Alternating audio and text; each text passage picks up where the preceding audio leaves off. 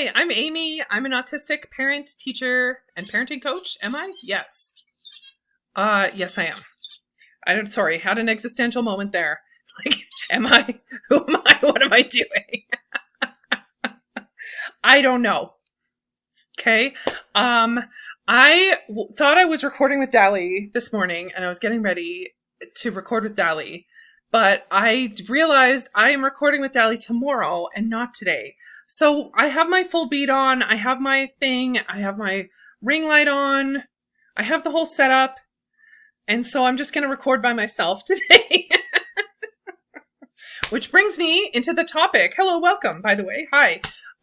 Welcome if you're new here. And if you're not, you are still super welcome. And I love that you're here. So thank you so much. If you feel like you know someone who would like this content, feel free to share it with them or tag them below if they're on YouTube. Young people use YouTube as social media, which I just learned because I'm old. So what are you going to do? Anyway, this brings me to the topic of today's video, executive dysfunction horror stories. Oh, let's see. Did Dali respond to me? Okay, so this is... Okay, so here, are you ready? So this is my first executive dysfunction horror story for today. So, and if you don't know, executive dysfunction... Okay, so first I'm going to back up. Executive functioning is...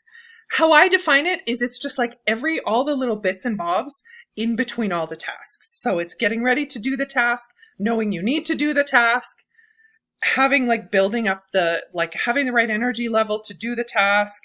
Once you've done the work part of the task, finishing up and bringing it to whomever or sending it to whomever or whatever, doing whatever, or filing it away or whatever. It's all, to me, it's all the stuff that can go wrong with a task, and frequently does.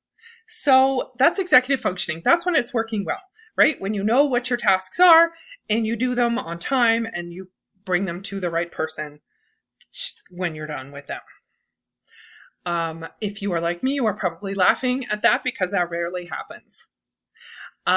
So also, if you have your own executive dysfunction horror stories and you'd like to share them, feel free to email me, info@buildingstrongerrelationships.com, and just call it executive dysfunction horror stories. And I would love to hear your stories. If you want me to share them on the channel, that would be fun too. Let's build a community around this. So my purpose in these videos is to be able to laugh and have fun and not be so stressed. There's so much stress around autism, around neurotypes, around executive functioning, around all this stuff. And let's just chill out and have a bit of fun with it. Okay. That's what I want to talk about. So we can live our quirky lives, and some things are stressful and some things are hard, and we can still have a good life. Okay. That's my goal here on this channel and in my life and in my advocacy and in my business. That's my goal. Okay. If you want any more information about my business, the links are down below and you can find out and you can contact me. We can work together. I'd love to work with you. So hooray, here we go. My coffee mug says coffee? No, it says, yes it does. And I like that. That makes me laugh. And it also has a clock. 3, 6, 9, and 12. This is probably, oh, and then it says cafe. In French, it's a bilingual mug. Ooh, because I'm in Canada. Okay. So that is my goal, is let's have fun. We are not here to be ableist. We're not here to make fun of people. We're not here to laugh at other people's misfortunes. We're not here to pity people who don't want pity. Knock it off with the inspiration porn. I'm not here to be brave. I'm not here to be an inspiration. Don't call me inspiring. I'm just a human, just like everybody else. So knock it off. My first executive dysfunction horror story was this morning. I thought I was going to meet Dali at 10. Dali is my course co-creator of Confident Bully-Proof Kids. And if you're interested in that course, it's down below. We're recording the course for an on-demand version. And so I thought I was meeting her at 10. Okay. At 10:02, I texted her and I said, sorry, be there in a sec. So I'm already late from what I thought was the meeting. And at 10:06, so I looked at my calendar and I saw that I'm meeting with Dali at 10 o'clock tomorrow. Oopsies, and not today. But I was annoyed because I got my full face on and my full outfit. I mean, I'm like going out, so it's not like I'm just gonna sit in my, full. I have a purpose for dressing like this. It's fine. I don't feel like I wasted time getting ready like I would have if I were just gonna stay home all day, because it's annoying to have to get ready to be home all day. It's just like, just be home and be there. Anyway, and whoopsies, we are not meeting today at all. And then she sent me laughing emoji and have a great day. I think she's very used to me kind of bopping around with my high energy and my nonsense. Executive dysfunction. So it is what it is. I don't know what to tell you. That was my first executive dysfunction. It's just, hopefully I'm recording. Yes, good. I was like, oh my gosh, can you imagine if I recorded a whole video about executive dysfunction and wasn't even freaking recording?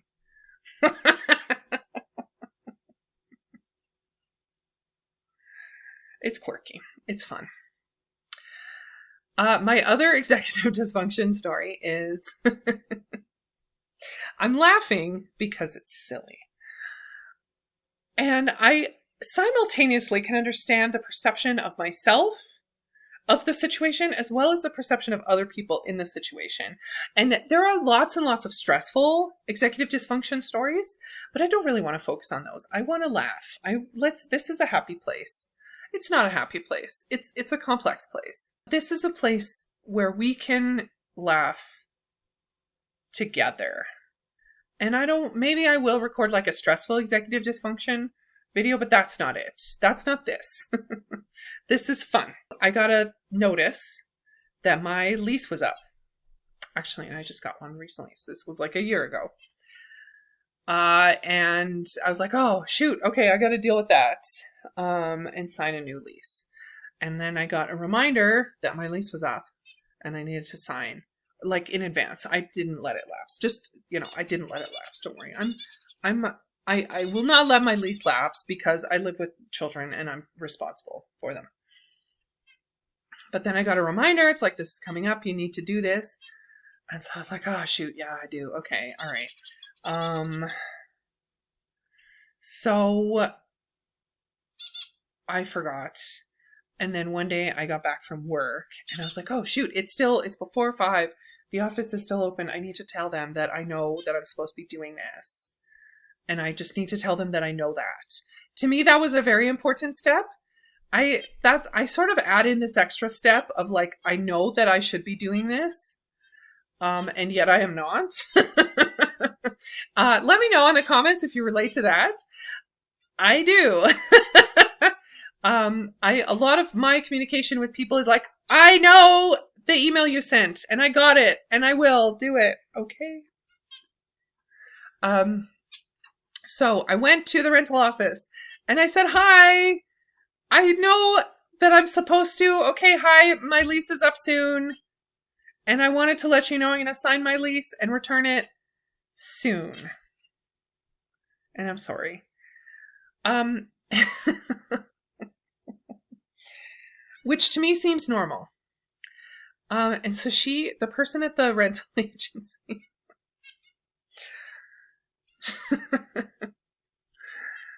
she looked at me and she said, so you don't have your form with you right now? Is that what you're saying? And I said, no, I don't have my form with me. I'm telling you that I'm going to get it later. And that I know I have it and it exists. And she was kind of like, why didn't you just get your form now and bring it? And I was like, well, I don't know. Because that's like an extra step. And I wanted to let you know that I knew that I was supposed to do it. So that, so we just kind of looked at each other for a bit and she was like, okay, so to confirm, you came here without a form to tell me that you don't have your form. And I said, yes, that is exactly what I did. And to let you know that I will be bringing my form ASAP, TBD.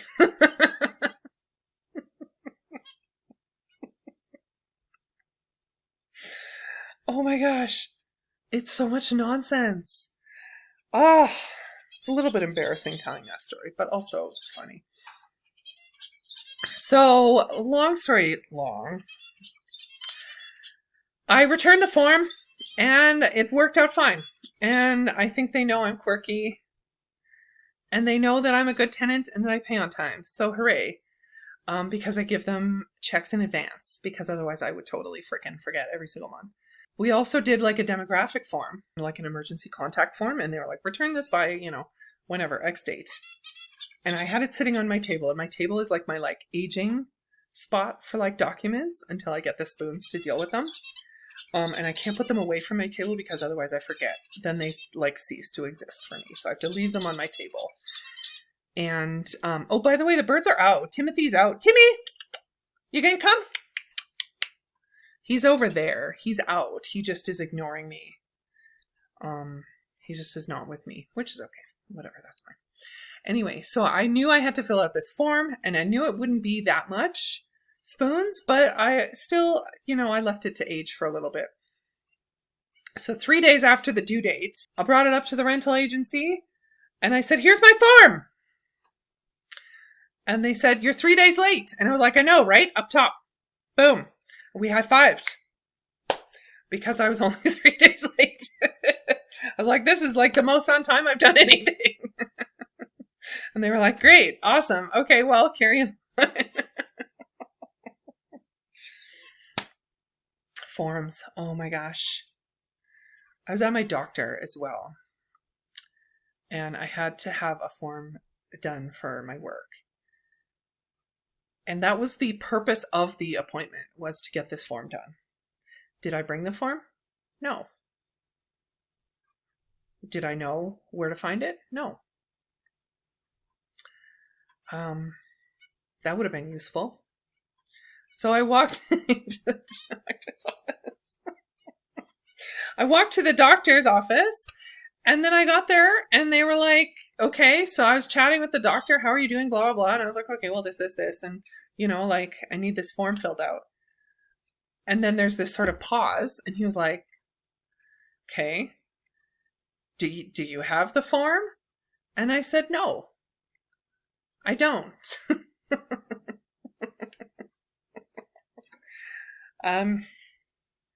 And I said, but also, to be fair to me, I have never brought in a form at the proper time. And he goes, well, so I guess it's on brand for you. And I'm like, yeah, I guess it is. Here we are. So then he was like, okay, well, email me the form, I guess, when you get time, and I will just send it back to you.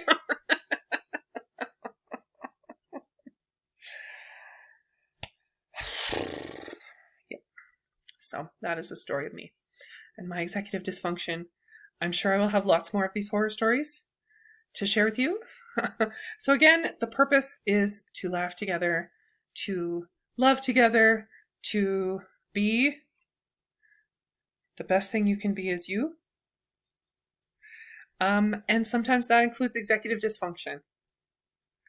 Not an excuse to like leave loved ones kind of in the lurch. We need to build strategies and skills to not like take up more space in our relationships than we need to with our executive dysfunctioning. But we can also kind of laugh at ourselves and laugh at all this like extra work that we kind of put ourselves through for not having the ability to have done the easy way in the beginning. And it just is what it is. So I got when I did my autism assessment, they did, I don't know if this is a regular part or just because I was like clearly so bad at executive functioning. They did like an executive functioning inventory. And I think I got severe in most categories, like severely like disabled. And I was like, yeah, that checks out. And it's kind of nice to know I come by it honestly. And that's just the way it goes. So I hope you enjoyed this video. I hope you were laughing. If you could relate, I hope you found a way maybe to relate more positively to your own executive dysfunction, and to recognize that all God's creatures got a place in the choir. You are perfectly yourself, and that is okay. Within that, we can build strategies and structures for ourselves so that we don't, like I said, leave people in the lurch, so that we make sure to follow through with our commitments. If you have any questions or want to talk about anything like that, about what works for me, feel free to book a meeting with me. I offer a free 30-minute chat. If you have any parenting questions of neurodivergent kiddos, or if you have any like schooling kind of questions, feel free to book a meeting as well. If you are interested in what me and Dali are working on, when we show up at the proper time and do the work at the time that we had agreed to and not just some random time that my brain made up, feel free to also, there's a link down below as well. It's a program called Confident Bully Proof Kids, and we also offer customized solutions for schools and organizations. So do feel free to get in touch if that sounds interesting to you. And I'd love to hear from you.